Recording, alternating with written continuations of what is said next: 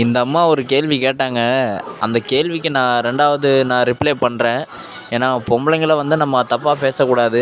அது வந்து நம்மளுடைய நாகரிகம் தெரிஞ்சவங்களா இருந்தால். எங்களுக்கு அப்பவே தெரியும் நீ வந்து பிஜேபியோட கை கொலின்னு. உச்சத்தை விட்டு வந்தேன் எதுக்கு? பிஜேபியோட கால் நக்கிறதுக்கா? நீ சொல்கிற மாதிரி விஜய் அண்ணா வந்து உச்சத்தில் இருந்து வந்தாங்க. அவங்க என்ன பிஜேபி கால் நக்கிறதுக்கான்னு இப்போ துப்புனீங்களா? அதுக்கு நான் ஒரு பதில் சொல்கிறேன். அப்போ யாரை எதை நக்கிறதுக்கு உங்கள் அண்ணன் ஸ்டாலின் வீட்டில் போயிட்டு கூறி நின்று கையை இப்போ நான் துப்பவா?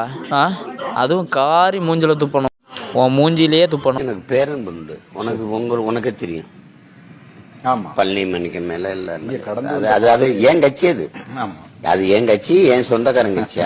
அதுல வந்து பங்காளி. ஆமா, பங்காளிகள். அதுல ஒண்ணும் இல்ல. பிஜேபியா திமுகனா நான் எனக்கு பிஜேபி தான் எதிரி.